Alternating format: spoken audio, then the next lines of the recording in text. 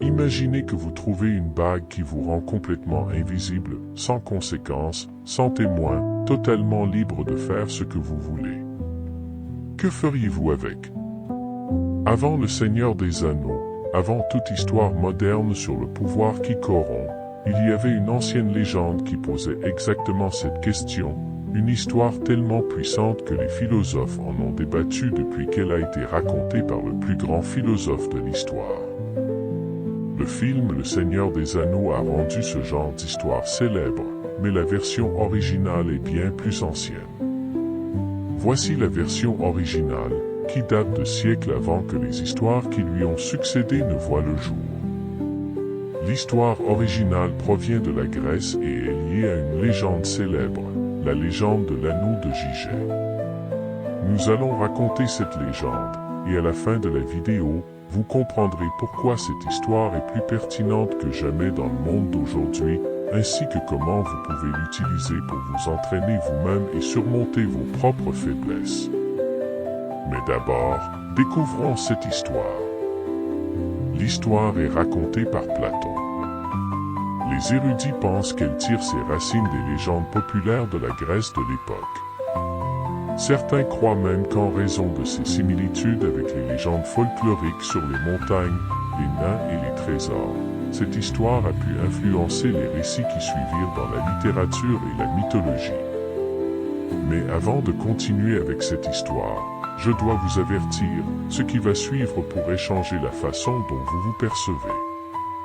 Parce que ce n'est pas seulement une histoire sur une bague magique, mais aussi sur vous, sur moi et sur tous ceux qui ont été tentés par le pouvoir. L'histoire de l'anneau de Gigée se déroule comme suit. Dans la Grèce antique, il y avait un berger, un homme humble qui gagnait sa vie en travaillant dehors. Un jour, alors qu'il conduisait son troupeau sur la pente d'une montagne, la terre se mit soudainement à trembler. Un tremblement de terre se produisit soudainement comme une explosion terrifiante. Le berger tomba, et les moutons, effrayés, s'enfuirent dans toutes les directions. Lorsque le tremblement de terre se calma, il se leva, se rendit compte qu'il n'avait pas été blessé. Mais en cherchant son troupeau, il découvrit quelque chose d'étrange. Un grand trou s'était ouvert sur la pente de la montagne, une fissure dans la roche assez grande pour qu'il puisse y entrer. La curiosité le saisit. Il décida d'entrer dans la fissure pour explorer ce qui pourrait être caché à l'intérieur de la montagne, le même endroit où il avait toujours gardé son troupeau. En rampant à travers la fissure et en entrant, il fut stupéfait. Devant lui se trouvait une tombe ancienne. Au centre se trouvait une statue géante en bronze d'un cheval. Mais ce cheval n'était pas de taille normale, il était bien plus grand, pas fait pour qu'un homme puisse le monter. Après avoir repris son calme et s'être assuré qu'il n'y avait personne autour, le berger s'approcha du cheval métallique. Il ne bougeait pas. Il monta, regarda à l'intérieur et ce qu'il vit le terrifia. À l'intérieur se trouvait un squelette de géant. C'était le corps d'un guerrier mort depuis longtemps. Mais ce qui attira l'attention du berger, ce ne fut pas le squelette, mais une bague brillante au doigt du géant. Retenant son souffle, il tendit la main et toucha la bague. Elle était intacte, amovible. C'était un homme qui avait passé toute sa vie à travailler dur pour garder des moutons, et maintenant il avait trouvé un trésor plus précieux que tout ce qu'il pourrait gagner en une décennie. Il ôta la bague, la leva et la mit à son doigt. Et à ce moment-là, son corps disparut. Il savait qu'il était toujours là, il pouvait sentir son corps, mais lorsqu'il regarda, il ne se voyait plus. Ce n'était pas une bague ordinaire, c'était l'anneau de Gigée. Le pouvoir et la corruption. Mais l'histoire ne s'arrête pas là. Platon raconte que la suite de l'histoire est une tragédie épouvantable. Le berger Gigée devient un meurtrier. Peut-être au début, il testait juste les capacités de la bague, il alla au marché et se rendit compte que personne ne pouvait le voir. Ensuite, il eut une idée. Il s'introduisit dans le palais du roi. Il alla voir la reine. Cet homme invisible réussit à convaincre la reine qu'il n'avait pas l'intention de lui faire du mal, mais qu'il voulait conclure un marché. Gigé lui dit qu'avec le pouvoir magique de la bague, il pouvait devenir invincible. Finalement, il réussit à s'introduire dans le palais et la reine put le voir disparaître sous ses yeux. Tous deux commencèrent à planifier. Ils assassinèrent le roi. Gigé utilisa la bague pour rester invisible et tuer le roi. Puis, avec l'aide de la reine, il s'empara du trône et devint le nouveau roi. Tout cela à cause d'une simple bague magique qui apporta la destruction au royaume où elle apparut. Glaucon raconte cette histoire dans la République de Platon pour soutenir que les hommes agissent seulement de manière juste parce qu'ils sont contraints de le faire. Il soutint que si une personne avait le pouvoir de faire des injustices sans être punie, tout le monde choisirait ce chemin pour en tirer profit. Alors, pourquoi Platon a-t-il inclus cette histoire? Parce qu'il voulait que nous réfléchissions à la véritable nature de la moralité. Il voulait poser une question importante. Si nous avions un grand pouvoir, deviendrions-nous des gens bons ou mauvais? Nous avons la capacité de penser par nous-mêmes et de décider ce qui est juste, mais le ferions-nous réellement? Pour le stoïcisme, l'histoire de l'anneau de Gigé est un défi pour nous-mêmes. Socrate, le personnage central de la République, a passé une grande partie du livre à réfuter l'opinion de Glaucon avec une théorie de la justice.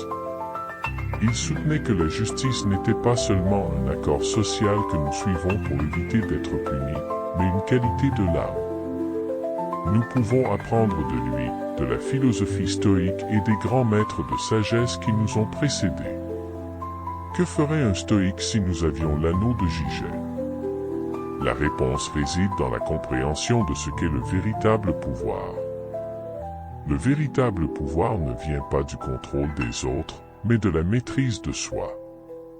Un stoïque se rendrait compte que la capacité d'invisibilité de l'anneau est en réalité un test moral suprême.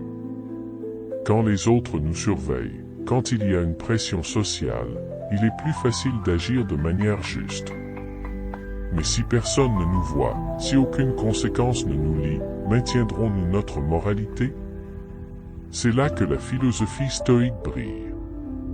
Un stoïque comprend que l'essentiel n'est pas ce que les autres voient, mais ce que nous faisons. L'anneau ne nous rend pas seulement invisibles aux yeux des autres, il révèle aussi notre véritable nature à nous-mêmes. Gigé a utilisé ce pouvoir pour obtenir des bénéfices personnels, de la violence et s'emparer de ce qui ne lui appartenait pas. Mais cela l'a-t-il rendu heureux? Cela lui a-t-il apporté de la paix? Selon la philosophie stoïque, ce n'est pas la voie vers le véritable bonheur. Nous ne savons pas ce qu'il est devenu après, mais nous pouvons imaginer que le prix de ses crimes était très élevé. Chaque fois qu'il s'est assis sur le trône usurpé, chaque fois qu'il a mis la couronne, il savait la vérité, il n'était pas un roi légitime. Il était juste un assassin chanceux. Et si la reine le trahit, n'est-ce pas ce qu'il mérite? Personne ne peut avoir de véritable paix en vivant une vie fondée sur la trahison et le crime. Un stoïque aborderait le pouvoir de l'anneau différemment. Il se demanderait, comment maintenir mon intégrité, même si personne ne sait que je l'ai perdu? Comment utiliser ce pouvoir pour aider les autres, même si personne ne le voit? Le véritable défi ici n'est pas le pouvoir de l'anneau, mais ma manière de réagir face à ce pouvoir. Nous avons tous nos moments de l'anneau de Gigé dans la vie, des situations où nous pourrions exploiter le pouvoir sans que personne ne nous voie. Peut-être que cela serait prendre le mérite pour quelque chose que quelqu'un d'autre a fait lorsqu'il n'est pas là pour parler. Garder le silence quand on voit qu'une mauvaise action se produit. Abuser de notre pouvoir ou de notre position en pensant que personne ne nous punira. L'anneau symbolise toute situation dans laquelle nous avons du pouvoir sans supervision. Et dans le monde moderne, ces situations sont omniprésentes. Sur Internet, anonyme derrière un compte. Dans l'entreprise, derrière des portes fermées. Dans des moments privés, lorsque nous pouvons aider ou ignorer quelqu'un dans le besoin. Dans les petites décisions quotidiennes, quand personne ne nous regarde. Alors, comment nous préparons-nous à ces moments? Comment avons-nous la force de choisir ce qui est juste, même si nous pouvons échapper aux conséquences de faire ce qui est mal? Un stoïque suggérait de s'entraîner mentalement. Tout comme nous le faisons avec l'histoire de l'anneau de Gigé, nous pouvons répéter nos réactions au pouvoir. Demandez-vous, si je trouvais cet anneau, que ferais-je? Quelle serait ma première pensée? Et ma deuxième pensée? Que ferais-je dans la première heure? Le premier jour? En réfléchissant à ces scénarios dès maintenant, nous construisons les muscles mentaux nécessaires pour les véritables épreuves, car elles viendront certainement. Peut-être qu'elles ne prendront pas la forme d'un anneau magique, mais elles se présenteront sous forme d'occasion d'abuser du pouvoir, de tirer profit des autres, ou d'agir sans craindre des conséquences immédiates. Mais le véritable pouvoir ne réside pas dans la capacité de faire ce que l'on veut sans être vu. Le véritable pouvoir est de faire ce qui est juste, même lorsque l'on pourrait facilement faire le mal. C'est cela la signification d'une vie digne d'être vécue. C'est cela la véritable liberté. Nous ne pouvons jamais échapper aux conséquences de nos actions. Mais nous pouvons échapper à la peur de devoir cacher notre véritable nature. Mais non, Gigé ne s'est pas d'abord préparé mentalement ou moralement. L'anneau ne l'a pas corrompu, il a simplement révélé sa véritable nature. Réfléchissons Y. Le pouvoir ne corrompt pas les gens, il révèle simplement leur nature. La tentation ne commence pas lorsque nous avons le pouvoir, mais dès que nous commençons à le désirer. Et voici la leçon la plus importante. Le véritable défi n'est pas ce que vous feriez avec le pouvoir lorsque vous l'aurez. Le véritable défi est ce que vous choisirez de faire dès l'instant où vous commencerez à le désirer. C'est pourquoi le stoïcisme insiste sur la préparation mentale. Le matin, nous méditons pour préparer notre esprit aux tentations à venir. Nous réfléchissons à notre éthique avant que les mauvaises opportunités n'apparaissent. Nous cultivons la vertu même lorsque personne ne nous regarde. Car lorsque le moment du test arrive, il est trop tard pour commencer à s'entraîner. Il y a un sens plus profond dans cette histoire. L'anneau ne donne pas seulement le pouvoir, il révèle le désir caché de celui qui le porte. Souvenez-vous du moment où Gigé voit l'anneau. Avant de savoir qu'il pouvait l'utiliser pour devenir invisible, il l'a pris. Que cela signifie-t-il? Cela signifie qu'il a désiré ce pouvoir avant même de comprendre ce qu'il était. Et cela nous ressemble plus que nous le pensons. Nous désirons la richesse, mais sommes-nous prêts à assumer la responsabilité qu'elle entraîne? Nous recherchons le pouvoir, mais sommes-nous prêts à l'utiliser de manière juste? Nous voulons réussir, mais acceptons-nous le chemin difficile pour y arriver? Gigé n'a pas trouvé l'anneau, il l'a simplement découvert par hasard. Comme beaucoup de choses dans la vie, chance, statut, pouvoir, ne viennent pas toujours de nos efforts. Alors, lorsque la chance frappe, avons-nous une plus grande responsabilité morale? Le stoïcien dirait oui. Plus nous recevons par chance, plus nous avons la responsabilité de l'utiliser à bon escient.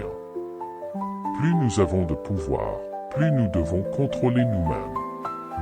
Car finalement, le véritable pouvoir ne vient pas de ce que nous pouvons faire, mais de la manière dont nous choisissons de l'utiliser.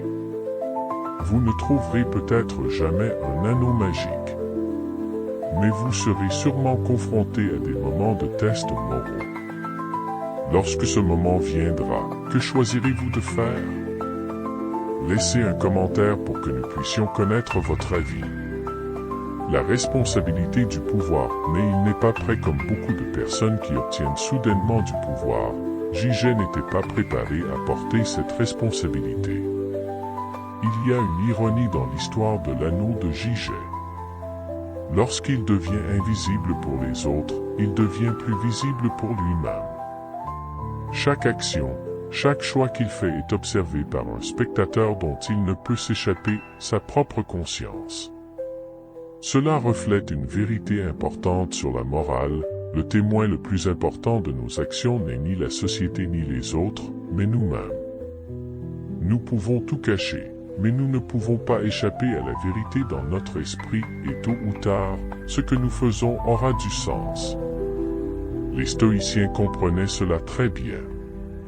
Marc Aurèle, lorsqu'il écrivait dans son journal intime, ne se souciait pas de ce que les autres pensaient de lui. Il se préoccupait uniquement de vivre selon ses propres standards, même lorsque personne ne le voyait.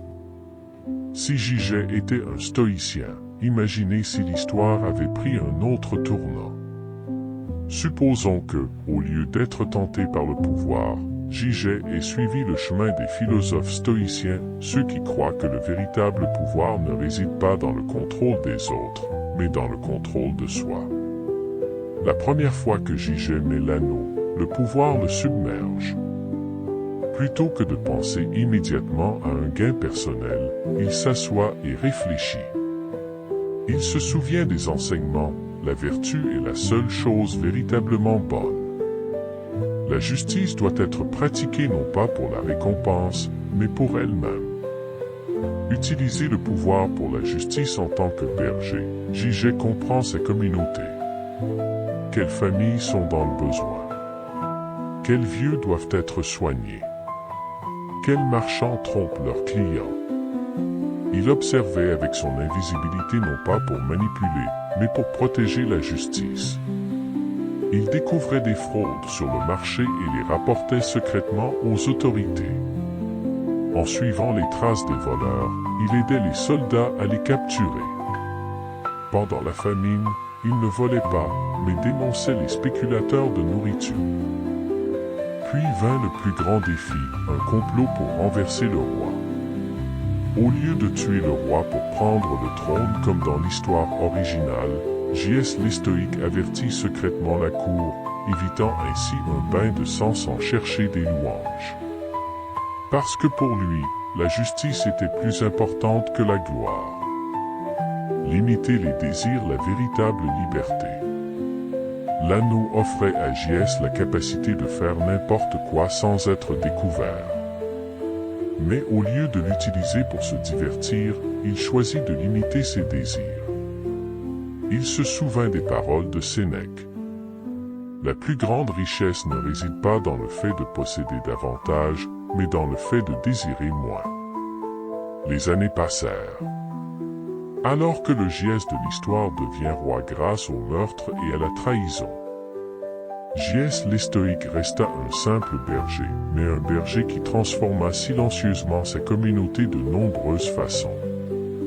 Lorsque les villageois parlaient de leur prospérité, personne ne savait qu'elle était due à un homme invisible qui les avait protégés discrètement. Leçon de l'anneau. Au fil du temps, J.S. les stoïques se rendit compte de ce qui comptait le plus.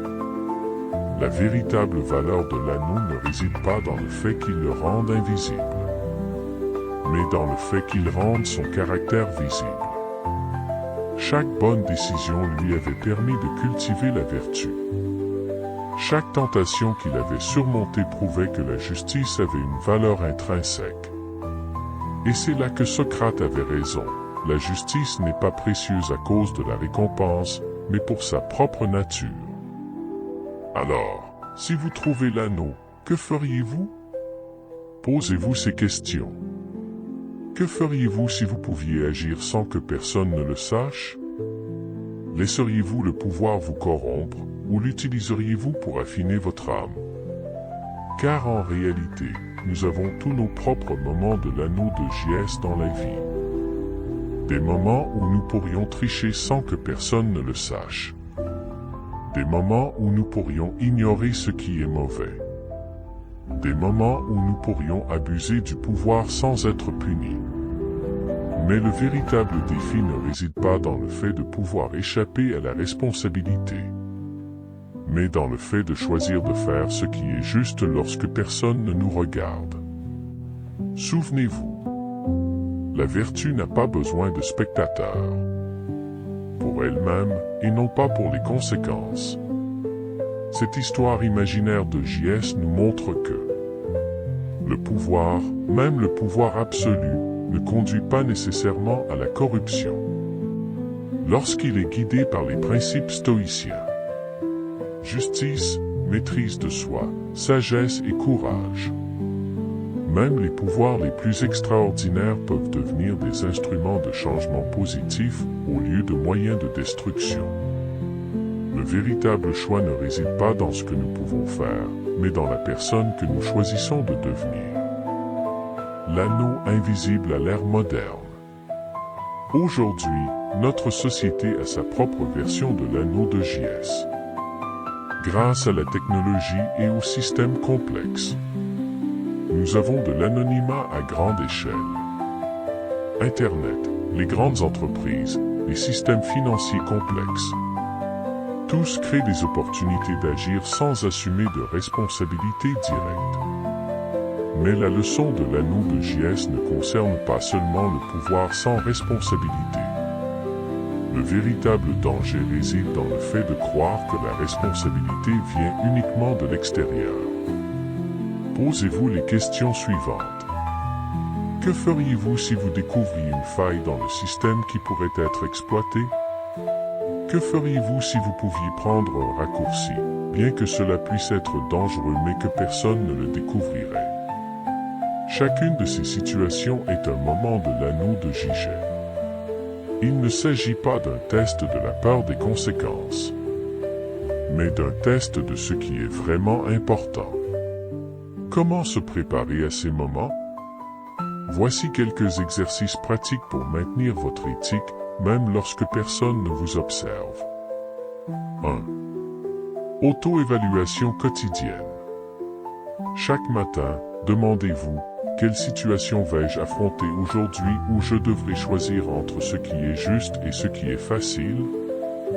À la fin de la journée, passez en revue vos décisions. 2. Audit de votre pouvoir. Comment avez-vous utilisé votre pouvoir, vos connaissances et votre position? Pouvez-vous les utiliser de manière plus vertueuse? 3. Le test invisible. Avant de prendre une décision, demandez-vous, prendrais-je cette décision si tout le monde pouvait me voir? Prendrais-je cette décision si personne ne pouvait me voir? La réponse doit être la même. 4. La question de l'héritage. Ne pensez pas seulement à ce que vous pouvez faire avec le pouvoir. Pensez à l'histoire que vous êtes en train d'écrire sur vous-même. Quelle histoire vos choix raconteront-ils? 5. Défi des moments invisibles. Cette semaine, soyez attentif aux moments où vous pourriez tricher, profiter ou agir égoïstement sans que personne ne le sache. Notez ce que vous avez choisi de faire. Comment vous êtes-vous senti? Cette décision était-elle en accord avec les principes stoïciens? En pratiquant cela de manière continue, vous changerez votre vision du pouvoir et des choix dans la vie. Le message final. L'anneau de JS n'est pas seulement une histoire de pouvoir. C'est une histoire de choix. Chaque jour, qu'il soit grand ou petit, nous faisons des choix sur la manière d'utiliser notre pouvoir. Le véritable pouvoir ne réside pas dans le contrôle des autres ni dans l'évasion des conséquences. Le véritable pouvoir réside dans le contrôle de soi. Choisissez ce qui est juste plutôt que ce qui est facile. Regardez-vous dans le miroir et sachez que vous avez vécu en accord avec vos propres normes. La prochaine fois que vous ferez face à un moment de pouvoir que personne ne verra, souvenez-vous de JS. Il a fait un mauvais choix. Vous pouvez faire mieux. Posez-vous la question, qui serai-je quand j'aurai du pouvoir? Nous serions très reconnaissants si vous partagiez vos pensées. Laissez un commentaire et n'oubliez pas de vous abonner à la chaîne. Merci de nous avoir suivis. À bientôt dans la prochaine vidéo.